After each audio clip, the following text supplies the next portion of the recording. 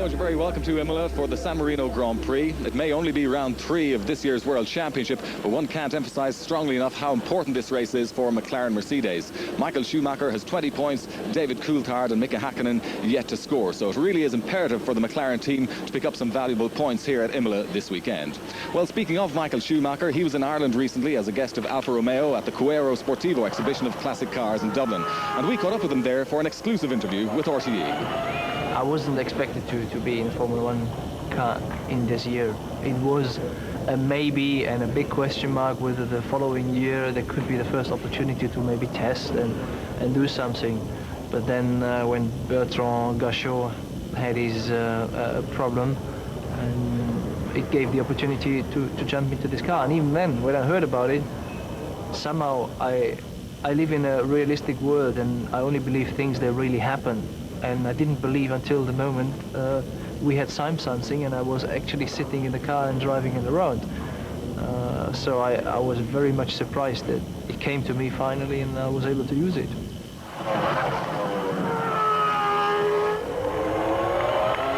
New people had arrived, like Ross Brawn, from Tom Walkinshaw being introduced, Rory Byrne, and being completely unexperienced about this business, it was very difficult to understand how good they were, what they were going to do out of this team. So I just had a contract, was happy to sit in the car. I scored my first points in this last part of '91, and just looking forward to improve. And so we did, and we had a spectacular year when I remember we took out the B194 at 94 onto the circuit in Silverstone, and I had a reference to the old car before, and when I drove that car immediately I thought, well, that's going to be a very, very good car. Not thinking winning the championship, I mean that was still far away, but at least battling and winning a race and doing a good job, that was my kind of thinking. And then actually we got a championship out of it.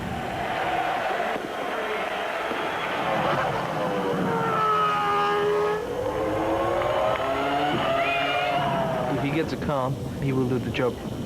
And that's what it's down to. I mean, in Benetton, if you look back to 92, 93, I didn't have a car, and so I wasn't able to go for a championship. But one day, I mean, BMW will be good and Williams back to old performance, and I'm sure he can do it. He has a good teammate now on his side, so both will push each other, and as we have seen good results already in the first part of the race and season from him. Give it another 2 years, I think, and they will be back on the road.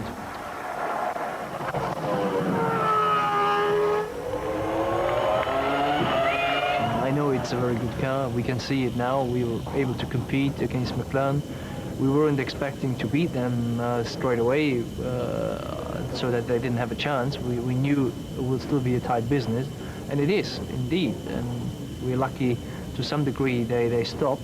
But nevertheless, I believe we still have a chance to beat them even straight and square on the circuit, and I hope we can prove that through the season. How important are Ross Brawn and Rory Byrne and indeed Jean Todt in the whole Ferrari equation at the moment? You see, it's like football. It's a team sport. It's not a single-man sport. And these people are major important.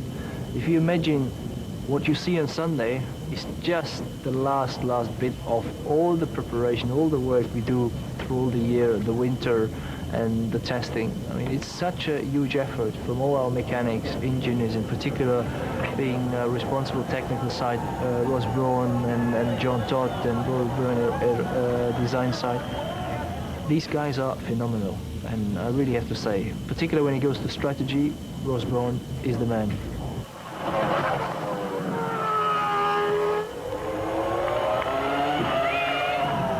Expecting them to be on the road in Imola and making us life difficult, and not expecting for their reliability problems that they will continue.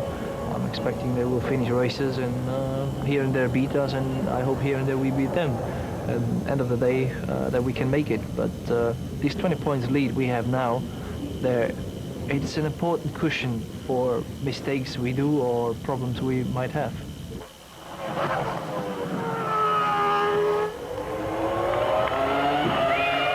I mean, realistically, we should have the opportunity to win this race. We will be strong enough. But as it is such a tight situation, Imola, it could matter much more who is on pole position than other races, because overtaking is so limited, in Imola in particular. So it depends the circumstance they will race. Maybe we have a rain race, maybe a mixed race, maybe we have a mechanical failure, but out of the typical static situation, statistic situation, we should have a chance to win the race and make it a triple.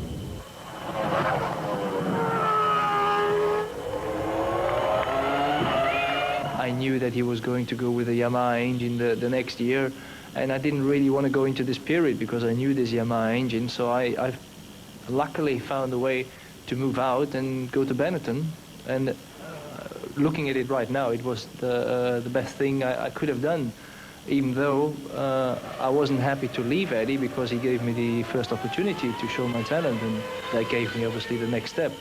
But there was no other way, and if you then have to terminate contracts and so, you don't go through the nicest period.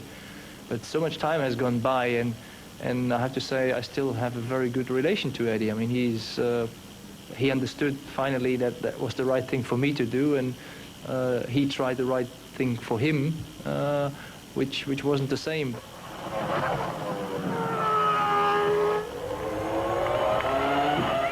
Unfortunately, Eddie wasn't very nice in this situation.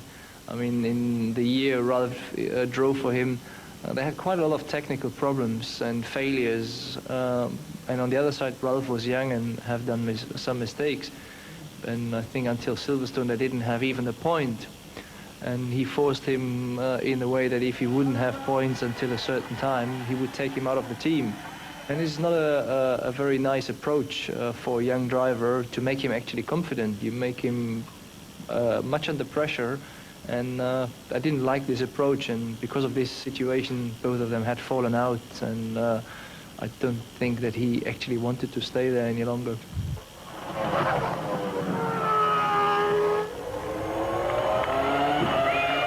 I have had a great time with Eddie, I have to say. Really, it has been, I say, most of the time a pleasure to work with him. There have been moments where he thought, well, he could behave a little bit better, but in general, we have had really good time, and he has been good to the team. He has always been loyal to the team and supportive. And it has been a tough time for him to be in Ferrari, for the reason that when he started, Ferrari was so disorganized that we hardly got miles for testing, and we didn't have 2 cars for testing, only 1 car for testing, and all of these factors made it very difficult for him.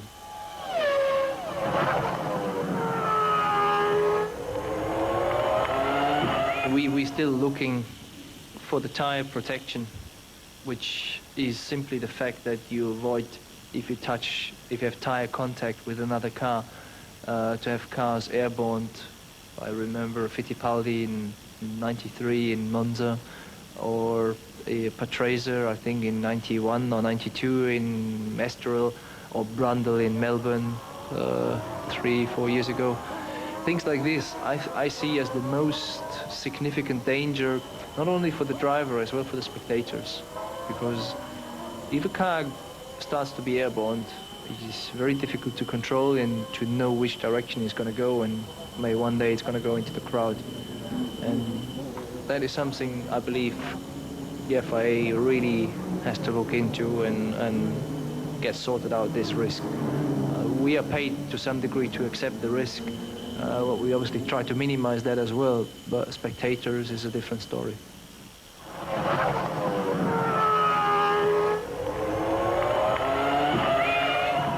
I'm not seeing my life continuing in Formula One as what, for example, Alain Prost is doing, or things like this. This is not my thinking of my future. Neither I want to risk my life in America, honestly, because I think that is a very dangerous sport we see there. More dangerous to my mind than what we do here in Formula One. So I have no intention to do any of this.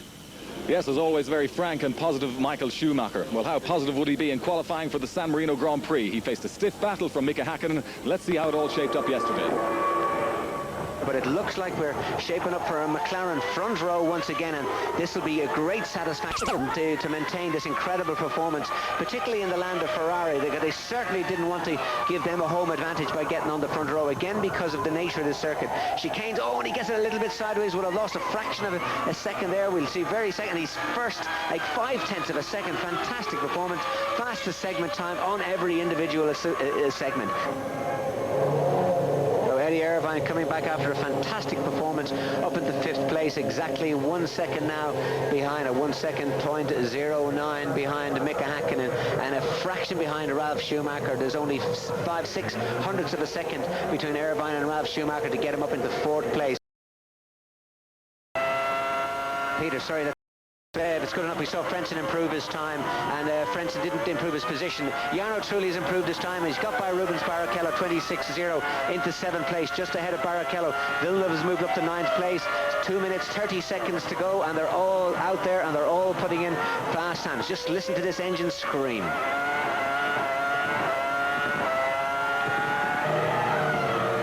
Yes, 4th place was on the cards, and he achieved it. Rubens Barrichello goes to the 2nd row of the grid.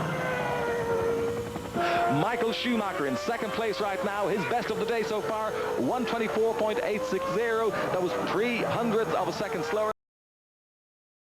But now it looks as though the German could do it. But remember, Mika Hakkinen is still out there. He's still one flying lap to complete. So this session is not over by any means as Michael Schumacher comes through Traguardo for the final time and out onto the main straight. Schumacher across the line, and he does it. Pole position for Michael Schumacher. And the Tifosi erupt here in front of us. 1:24.805. What a lap to pull out of the bag in the dying moment. But it's not over yet. Mika Hakkinen with a lap to complete. He crosses the line now, and he can still complete one more flying lap. So this really is last-minute stuff from Mika Hakkinen.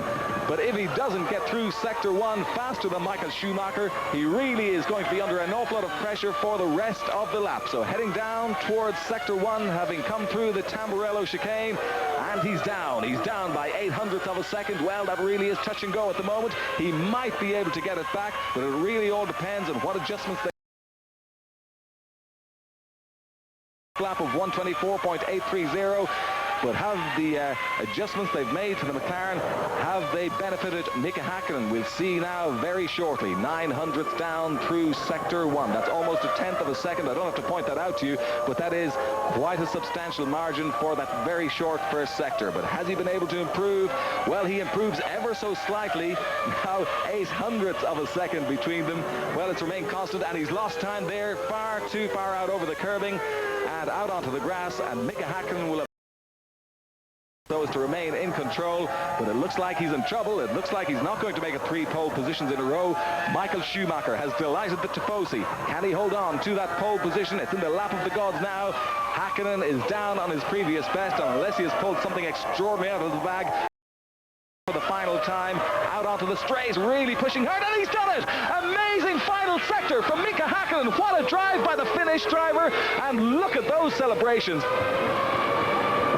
Mika Hakkinen taking his 24th career pole, 3rd consecutive pole position of the season. Alongside him on the front row tomorrow, Michael Schumacher. 3rd, David Coulthard. 4th, Rubens Barrichello. 5th, Ralf Schumacher. 6th, Heinz-Harald Frentzen. Eddie Irvine, 7th. Jarno Trulli, 8th. Jacques Villeneuve, 9th. And Pedro Diniz, 10th. And I'm very upset about myself because I have made a very bad mistake in my 3rd run, which I was 0.4 up to our telemetry. And I just destroyed it, which it would have been very easy to be on pole today for us, honestly, but that's the way it is. And being in the 1st row gives me some pleasure, but not the pleasure I was expecting and I was trying to give to all the Tifosis here and to the team, which worked fantastically.